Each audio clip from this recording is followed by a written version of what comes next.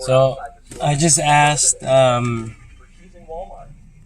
someone at Best Buy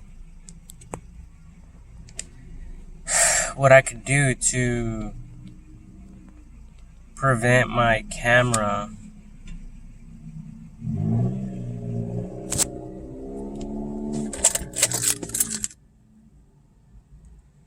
from getting distracted. I don't know if it does. I don't know if it shuts down if I get a call or not. I don't think it does, but I asked and he said that I could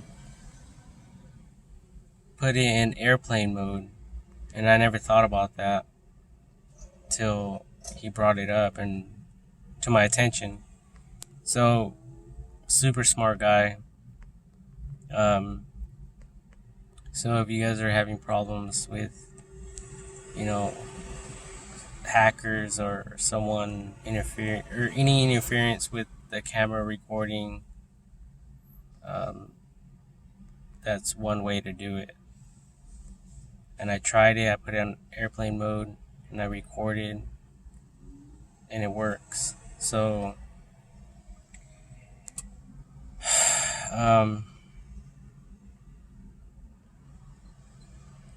yeah. If you're having problems, try that out.